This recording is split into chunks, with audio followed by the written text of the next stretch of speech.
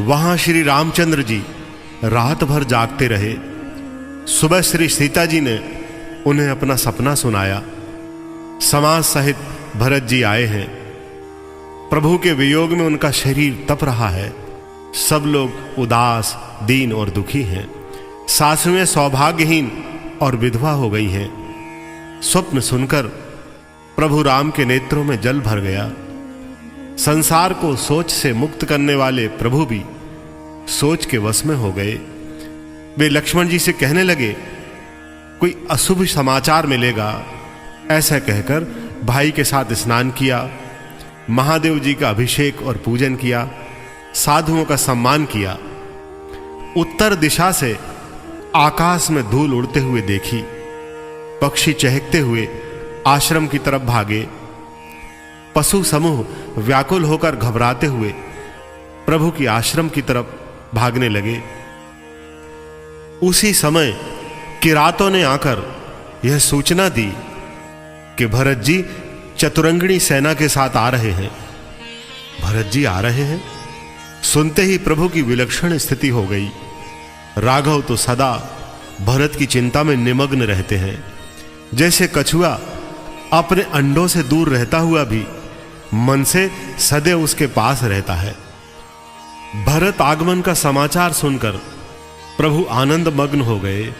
उनके नेत्र सजल हो गए। उनकी आंखों के सामने शील संकोची भरत की मूर्ति स्पष्ट दिखने लगी। दोनों हाथ जोड़े खड़े हैं। विनम्र भाव से अयोध्या लौटने की प्रार्थना कर रहे हैं। तब प्रभु विचलित हो गए। इस कल्पना मात्र से अब मैं क्या उत्तर दूंगा। मर्यादा, धर्म, पिता माता के वचनों की रक्षा, देव कार्य, राक्षसों का संहार, इस सब का क्या होगा। प्रभु के हृदय ने उत्तर दिया, कुछ भी हो, भरत की बात टाली नहीं जा सकती। आज तक जिसने कभी कुछ नहीं मांगा हो, याचना ना की हो, मेरी आज्ञा पालन के लिए विरह का कष्ट उठाया, मेरे एक संकेत पर अपने जीवन को अर्पित कर दिया, क्या आज वह कुछ मांगे तो मैं मना कर दूंगा। यह मुझसे नहीं हो सकेगा। भरत के इस स्वभाव का चिंतन करते करते प्रभु के चेहरे पर चिंता की रेखाएं आ गईं। तब प्रभु को सहारा दिया भरत के प्रेम ने और साधुत्व ने। भगवान सोचने लगे, भरत साधु हैं, महान संत हैं। संत और साधु आज्ञा देता नहीं है, आज्ञा मानता है। साधु ही धर्म का रक्षक है। सदा दूसरों को सुखी बनाना उसका लक्ष्य होता है।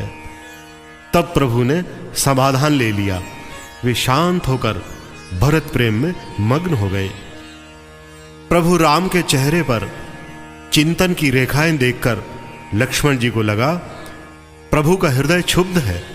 वे कहने लगे, आप अत्यंत सरल चित्त, शील और प्रेम के समुद्र हैं।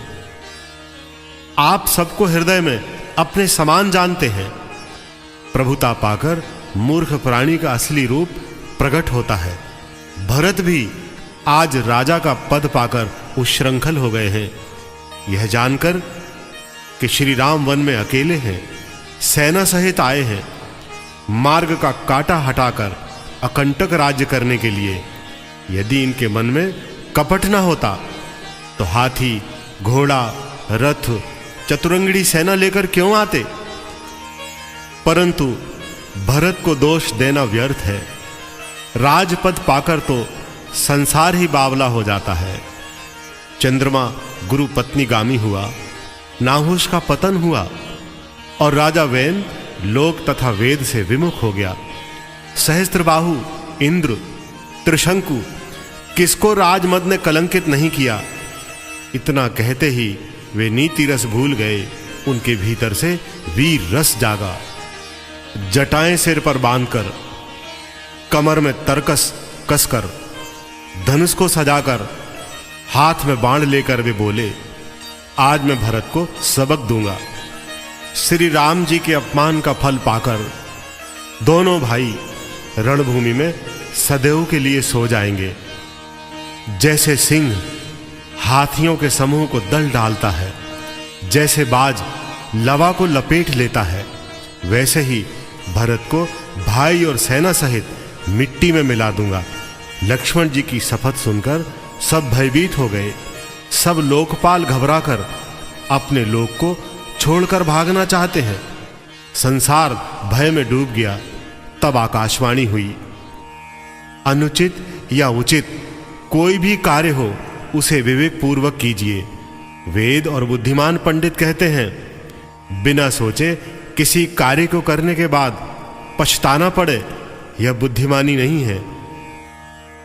देववाणी सुनकर लक्ष्मण जी सकुचा गए।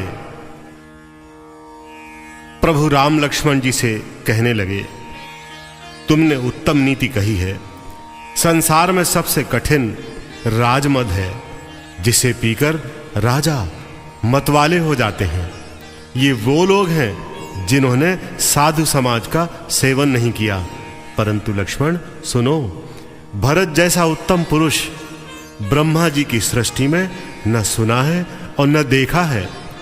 ब्रह्मा विष्णु महेश का पद पाकर भी भरत को राजमद नहीं होगा।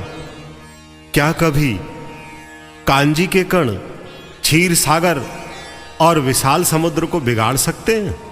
अंधकार चाहे दोपहर के सूर्य को निगल जाए, चाहे आकाश में बादलों को मार्ग ना मिले, चाहे गौ के खुर जितने जल में अगस्त ऋषि डूब जाए, पृथ्वी अपनी स्वाभाविक क्षमावृत्ति को छोड़ दे, मच्छर की फूंक से भले ही सुमेरु पर्वत उड़ जाए, परंतु हे भाई, भरत को राज्यमद नहीं हो सकता। मैं तुम्हारी और पिताजी की सौगंध खाकर कहता हूं, भरत के समान पवित्र और उत्तम भाई संसार में नहीं मिल सकता। यहां भरत जी ने पवित्र मंदाकिनी में स्नान किया, नदी के समीप सभी को ठहरा दिया। माता गुरु मंत्रियों की आज्ञा मांगकर भरत चल पड़े कामतगिरी पर्वत की ओर।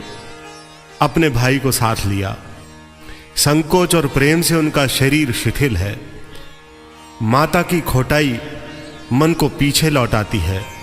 तब उन्हें रघुनाथ के स्वभाव का स्मरण होता है।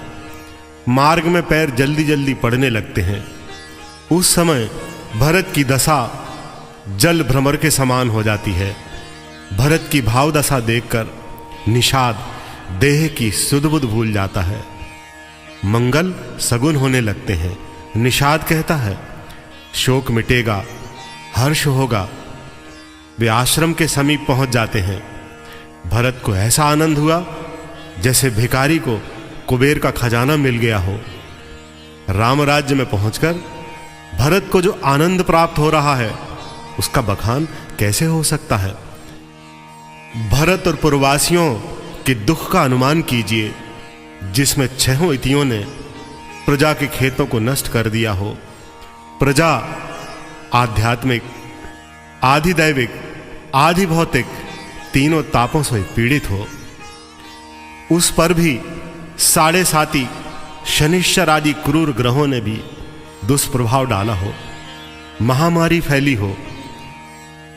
ऐसी दुखी प्रजा यदि वहां से भागकर ऐसे सुंदर राज्य में पहुंच जाए जहां सुख और शांति हो, तापत्रय और क्रूर ग्रह उस धर्मात्मा राजा के प्रताप से सिर ना उठाते हों, देश भी बड़ा सुंदर हो, तो उसको कैसा सुख मिलेगा, इसका अनुमान सहज ही लग सकता है।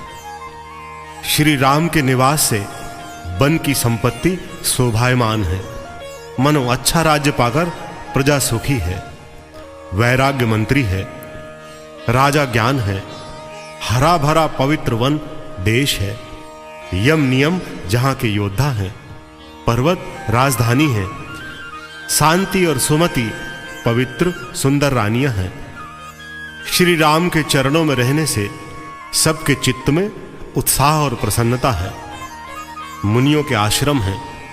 बहुत प्रकार के रंग बिरंगे पशु पक्षी प्रजा के समान हैं, जिसका वर्णन नहीं हो सकता। गैंडा, हाथी, सिंह, बाघ, बराह, भैंसे और बैलों का साज मन को मोहता है। ये सब बैर छोड़कर एक साथ जहां तहां विचर रहे हैं, मानो चतुरंगिणी सेना हो। झरने झर रहे हैं, मतवाले हाथी गर्जना कर रहे हैं। चक्रवाक, चकोर, चातक, तोते, कोयलों के समूह, सुंदर हंस चहचहाते हैं। भौरे गुंजार करते हैं, मोर नाचते हैं। बेलें, वृक्ष पुष्पों और फलों से लदे हुए हैं। सारा वातावरण आनंद में डूबा है, मानो नृत्य कर रहा हो। श्री राम जी के पर्वत की शोभा देखकर भरत जी को ऐसा लगा जैसे तपस्वी तपस्या का फल पाकर नियम की समाप्ति पर विश्राम में चला गया हो। केवट ने दौड़कर ऊंचे पर चढ़कर हाथ उठाकर भरत जी से कहा, उन विशाल वृक्षों को देखिए, पाकर, आम, जामुन, तमाल के वृक्ष हैं। इनके बीच में एक घना वट का वृक्ष है। उसके पत्ते नीले और फल लाल रंग के हैं। सब ऋतुओं में शीतलता देने वाली छाया है। यहां रघुनाथ जी की पर्णकुटी बनी हुई है। तुलसी के सुंदर सुंदर वृक्ष वहां लगे हैं। सुंदर वेदी बनी है जहां प्रभु राम मुनियों के साथ शास्त्र, पुराण, वेद, इतिहास की कथाएं सुनते हैं। यह दृश्य भरत जी ने देखा। उन्हें ऐसे लगा जैसे दरिद्र को पारस मणि मिल गई हो। भरत की भाव दशा देखकर पशु पक्षी मग्न हो गए।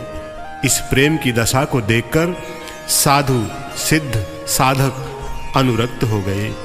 यदि इस पृथ्वी पर भरत का जन्म ना हुआ होता तो प्रेम, अनुराग, भक्ति का ये मार्ग हमें कौन बताता। दया के सागर रघुनाथ ने प्रेम के सागर भरत का मंथन न किया होता तो यह प्रेम का अमृत कैसे प्रकट होता।